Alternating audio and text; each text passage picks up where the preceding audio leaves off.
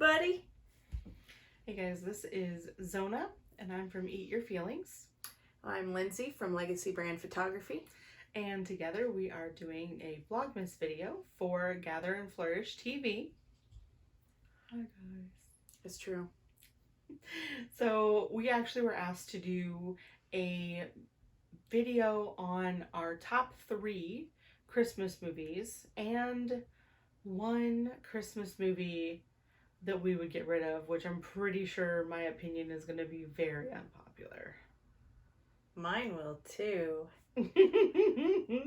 So, what do you say we go back and forth? So do you want to start with your very first top 3? Are you going to count down or are you going to count up? I don't care. Which do you want to do? Mine are Number in no 3? particular order. So Okay. I'll start with my third most liked video out of the 3. And my third one is titled The Man Who Invented Christmas. I seriously have never seen that movie. Most people have no clue what it is. So why is that one? Why? Because just take it. It's real. So I like that one. It actually just came out. This will be year number 3. So it came out in 2017. And I like it because the movie is about Charles Dickens. And it's everything that he went through. And it highlights a part of his character development techniques. I don't know if it's accurate or not, but I find it interesting. But as a fellow creative, service-based product provider, it's fun to see the process, even when it's something that does really well and has a great ending, that the process can be really messy to get there. No, that's right. And so it's based on a true story. I can't tell you how much is accurate. I think my daughter researched that, so that's a Kyra question. But that means people are dressed up in Victorian clothes, which is one of my favorites because it's late 1800s. So that's already a win. And the acting is pretty good, which you don't always get in Christmas movies. Yeah. It's actually, we watched that first, and then we watched Downton Abbey. And we found out it's a guy that's in Downton Abbey. So now when we watch it, all we see is the Downton Abbey character, but it's still good.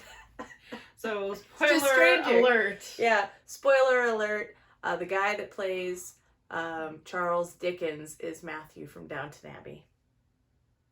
Oh, interesting. All right. Yeah. So, my but number I really like it. 3, like I said, mine's in no particular order. So, I'm just... You're going to guess which one's the worst of the 3. I'm winging the worst of my top 3. Just going to throw it under the bus. Is National Lampoon's Christmas Vacation. I really love that movie, which is probably terrible. Obviously, there's some parts that are inappropriate for young eyes, but I think like there's a few. Yeah, there's a few. That's part of it. That's part of why you like it? No, that's okay. Not necessarily part of why I like it. So my family actually watched that when I was growing up as a kid. That was our, like, we have officially started the Christmas season as a family. That was our number one thing. So it's about a guy who's planning on how he's going to spend his Christmas bonus, and his family is a little loopy. So there's some interesting characters, and if you have never seen Cousin Eddie in this movie, just picture, as an adult, I convinced one of my supervisors to dress up as Cousin Eddie from this movie to win a Halloween costume. I mean, that's the best supervisor ever. It's true. So picture, yeah. you know, a guy wearing booty shorts to a very professional job. Like, he sold it. he sold it. Did he have the boots and the robe and everything? Like the flappy hat? In like he had a carabiner with like a 6-pack of root beer attached to his booty shorts. So personally, that is probably one of the, and I worked in insurance. That was one of my, like, the financial industry was kind of my main bread and butter for a long time.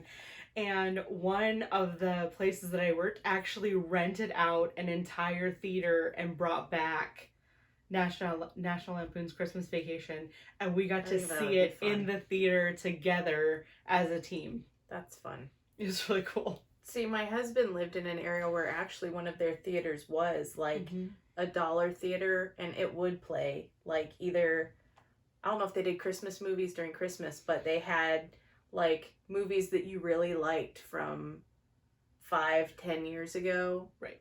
But they could get them and bring them back at a cheaper price. And I'm like, I would totally go for like $1 or $2.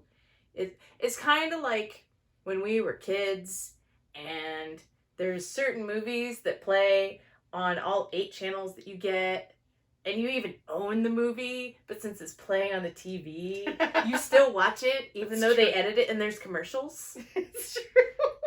I don't know why we made these decisions, but it's like, but it's already there. I definitely did. And I don't know why. I don't know either. All right, so what's your number 2? See, my 1 and 2 can go back and forth sometimes. Yeah. It's more like, which one do I feel like this day? So my number 2, I know. It's still going back and forth in my head.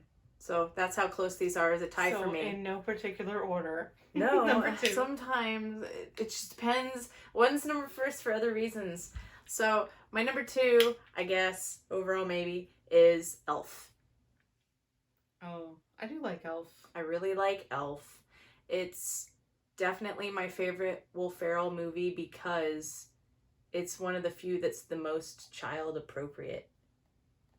Like, I don't know if he has any other movies that are like, I mean, it's funny, appropriate where I don't have to explain something to my children. Yeah.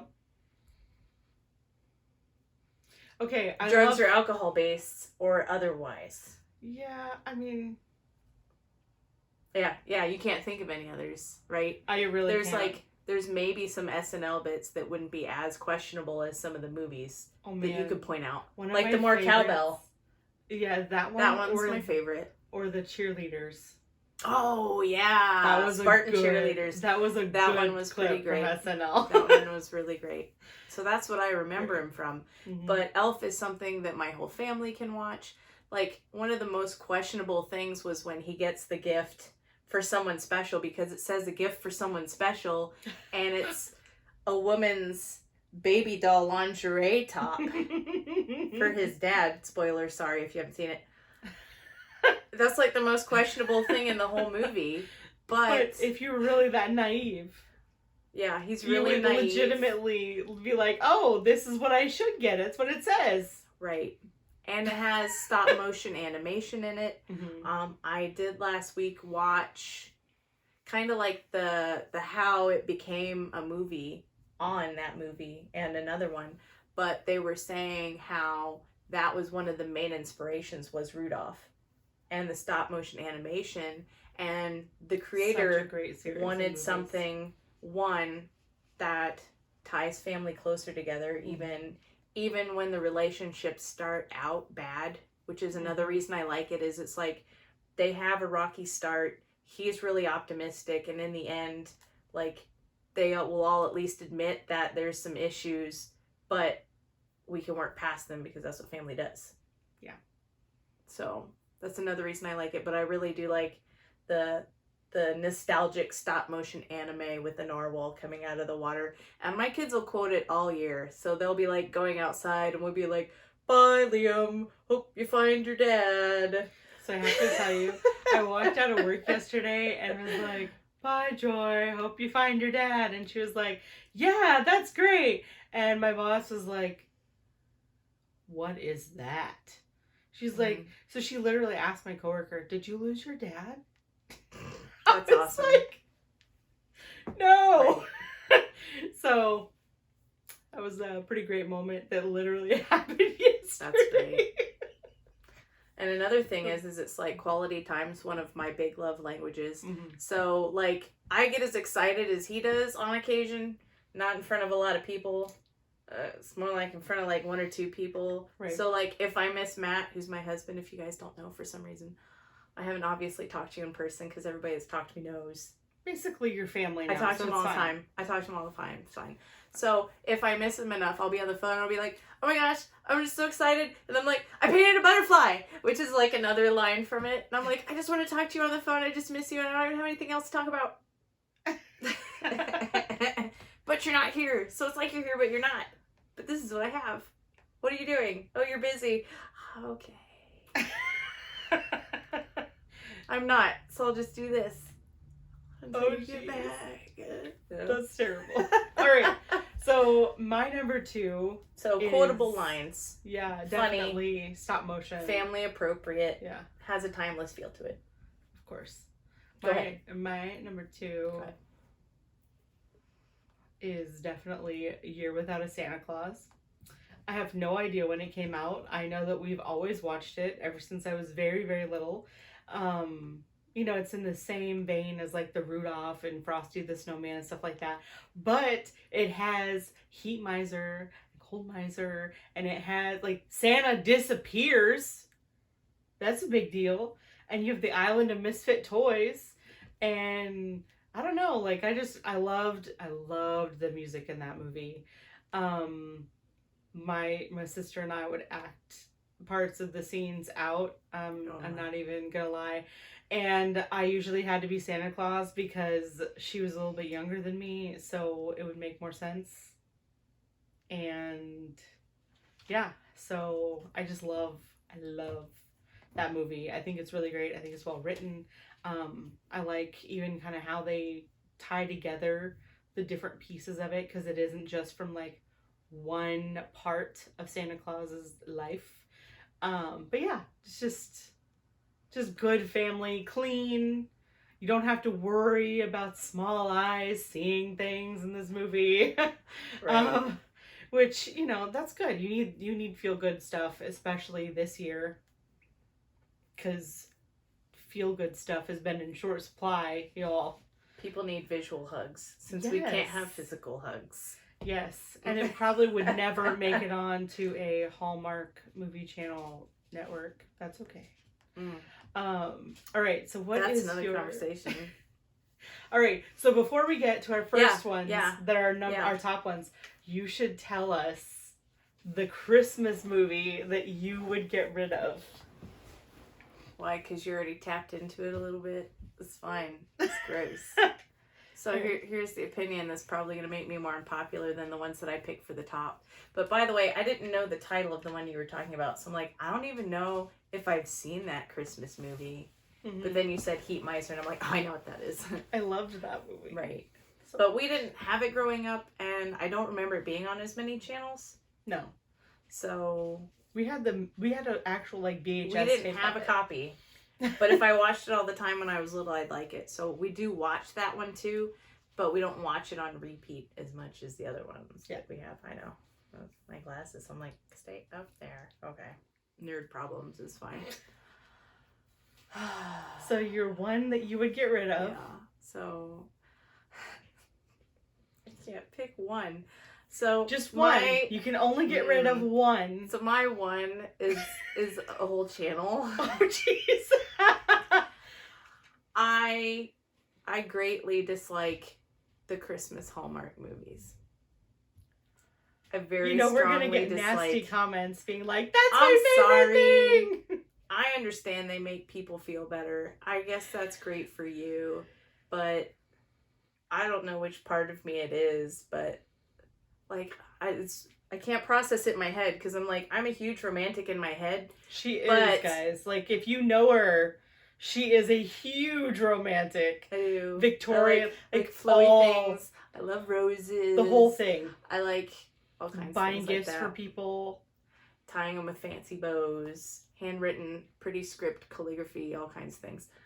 Because I'm strange like that. A big, strong man. Yeah. Eternal. Burly. out in the woods, kind of, let's chop down a tree, which we're doing this year. But that's like the perfect Hallmark movie where you're like, we met in high school and fell in love and just stayed together forever because we love each other and we've overcome all these things. They don't do together. that. It's not we met in high school. They usually do meet in high school, and then they got some big power job in New York, and they come back, and all of a sudden the guy is adorable and is a millionaire that owns, like, they're all the same. A Christmas loom shop or something weird. Exactly. They own some weird freaking shop that wouldn't exist in normal life. Or make a living.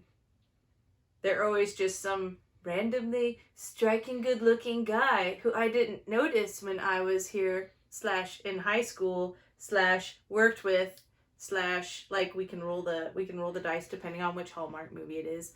But it sets unrealistic expectations on men that are like, now I just expect my man to show up and just write out words and candles on the ground and write me 12-page sonnets every day to read to me after work. And it's like, no. It's not realistic. I don't know that I would read a 12-page sonnet after work every day. Jenna moved from her small town and moved into the city. And she came back to visit. Despite her grumpiness, she ran into Jonathan, who of course is some guy in town that dresses like 90s grunge like we did when we were kids, where it's the flannel shirt and a shirt under it, the plaid, and he's probably got face stubble. Occasionally they throw in a clean cut one, but it's the shaggy hair. No, he's got to have the baseball cap. The shaggy hair. Know it's cute. Sometimes it's a stocking cap. Usually winter, it's just a baseball. I obviously don't watch enough of them. But they've got like this scruffy scruff hair, and sometimes like the well-groomed beard. Some like small town guy isn't gonna have a beard like that. That's another conversation. My husband has a beard. Another conversation. Yep. All of a sudden, I noticed him, but he doesn't have money, which is what I value over feelings. Movie. Has money. He either has money and he's a millionaire in hiding, or I all of a sudden don't have a cold materialistic heart, and I'm okay with letting that slide. Oh, everyone's happy. The end. Like, for entertainment, I'm not even kidding you guys. We will go to the Hallmark movies on our Netflix, and I have my daughter read the description, and she will either read them like this if it's a suspenseful guy's voice, or she'll do the girl voice like this, and we will laugh for like half an hour. Oh my goodness. I will let you in on it because it's fantastic. And I tried to get her to do a video of it, and she won't. And I'm like, this is hilarious. Yeah, she won't do that. This would go viral on YouTube. Well, I actually think that I have a fighting chance of not being the one that gets like, the most hate comments. Getting all the hate comments. I'm sorry. I love you anyway, even if you like those. I'm sorry if I hurt your feelings. I just don't share the same opinion. So I'm generally not outspoken about it. If you're going to tell me you like it in person, I'll smile and be happy for you, but I'm not going to be like, that's crap. Oh, no. Unless I know you like Zona, and then I'm like, that's crap. I know it's true. So, for me, mine is a little less intense. But it is the movie A Christmas Story. I know. Go ahead. Shake your heads.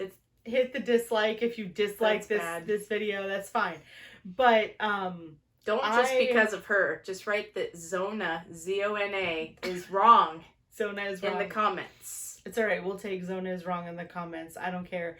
My stepdad used to have this movie on. It would play all day from like Christmas Eve all the way through Christmas. And I don't know what it was. Like the idea that this kid was stuck in this bunny costume that they couldn't get out of because of his aunt so-and-so. But what really did it for me is the leg lamp. I freaking hate this movie. The whole idea of the leg lamp is so stupid. It just absolutely grosses me out. So the fact that like one of my favorites is National Lampoons and that A Christmas Story is one that I'm just like, what the heck is wrong with these people? Like, more than I can tell you right now. So, I don't like the movie. I did finally actually sit down and watch it all the way through. And it makes a lot more sense when you watch it all the way through from beginning to end. But just because it makes sense doesn't mean it's like heartwarming to me. Now, But I it do makes like, sense, which still beats Hallmark movies. I 'Cause do most of like them don't make sense. the honesty and getting your tongue stuck to a pole, because I think more kids than not have tried that. Maybe. No. Oh, and it's a very interesting experience. So there's that. I'm the kid that would be like, you should do it. I want to could see you that. do it. I could see that. All right, so let us know in the comments if you would be the kid in A Christmas Story that would stick your tongue to the pole, or if you would be the kid that would encourage them to do it, but you would never do it. All right, let me know in the comments. So, all right, Lindsey, what's your number one? The number one, now that we're back to the best, right? We're at the best ones. We're at the besties. So, like I said, my 1 and 2 flip back and forth. But my number one is number one because it's been around longer.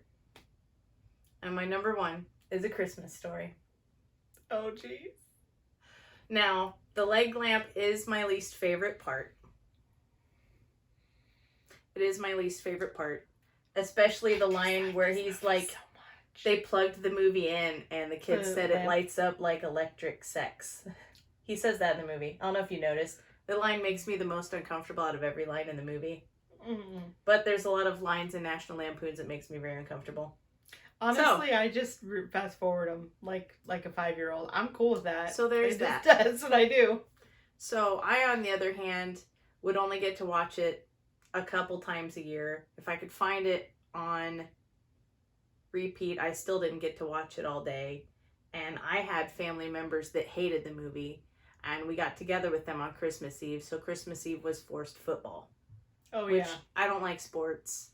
You're not a sports I'm not a sports person. And I'm like, so not only do I not get to watch the movie I want to watch, I have to watch football. Yeah, I always end up dating somebody that really is like into football. So no, there's that. No. So I like it because one, I also like the 1940s era. If you guys can't tell, I like old stuff. So I like, 50s, normally 50s and back. If we're including cars, we can include most of the 60s. Mm-hmm. But as far as clothes and ads and stories and books, normally most of my favorites are going to be 50s, going to be about the newest 1950. Mm-hmm. So this one is actually based off of Gene Shepherd, and he was a really big radio guy. Like, he did radio shows, and this is an actual like glimpse into his childhood. It was a story he told, and he's the narrator, and he's one of the guys in line. So I like that part. Mm-hmm. But there's that one. And on top of that, most of you won't know this, but Disney actually put out a summer one that he also wrote. So if you guys have seen the summer one, write it in the comments. So it was a Disney, it was straight to TV, and it's called Ollie Hop Noodle's Haven of Bliss. That sounds so weird. We watched that one too, and it's Ralphie when he's older and he's getting a summer job. And it's the process of his dad just trying to get the family out to the lake for their normal summer routine. So my family has the tradition of watching Christmas Story in the winter, and we watch Ollie Hop Noodles when I can find it because I don't have a copy, so it's hard to find sometimes. But he also narrates that too, and I liked people to read stories to me. He has a great voice. That's true. So it's also nostalgic, timeless. I could do without the lamp myself, but we are actually getting our son a BB gun this year. That's funny. So, all right. Anyway, even though you hate it, even though she loves it. Even though he thinks it's the worst thing and I ever. think it's the worst Christmas movie. Now, It's please not. understand, He's there's adorable. so many Christmas movies that we could have mentioned in this video. Oh, yeah. Miracle on 34th Street. Charlie Brown. Little Drummer Boy. Charlie Brown Christmas. Listen, I love Charlie Brown, but like it Very just doesn't first Noel. Yeah. Andy Griffith narrates it. If you haven't seen it, it's harder to find. Mm-hmm. You can find it on YouTube, possibly under a different name, but Andy Griffith narrates it. It's the fantastic story of Jesus told by a wise man, but it's in poem form. Mm-hmm. And we watch that every year, too. Yeah, I mean, I have a lot of movies that I watch every year. It's like 20 Elf, minutes, 30 minutes, like so we'll like, if it's on all day, it's a lot of times to watch. That's true. But my top Christmas movie is actually called A Family Stone. And it's, if you've never seen it, it is a movie that has parts that make you laugh and that make you cry. It's a story following a girl going home for Christmas with a guy that she's just gotten engaged to.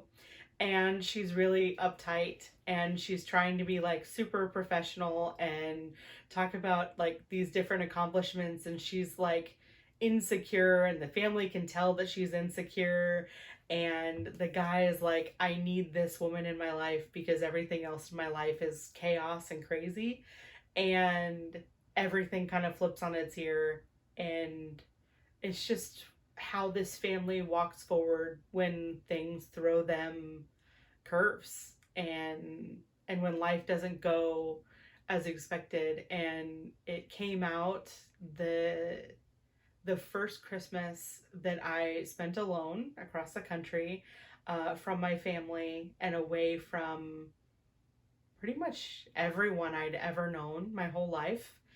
And it just reminded me so much of kind of how my family functions. So it holds a very special place in my heart. It came out in 2004. It was the first year, like I said, that I was all alone and I was on the other side of the country. And yeah, it's a controversial movie for sure, and not necessarily one to have littles around. But I'm just trying to remember if you ever showed me that movie. I've never watched it with you. Okay. You asked me if it's a sad Christmas movie, and I was like, yeah, it's kind of if sad. I've seen it. Mm-hmm.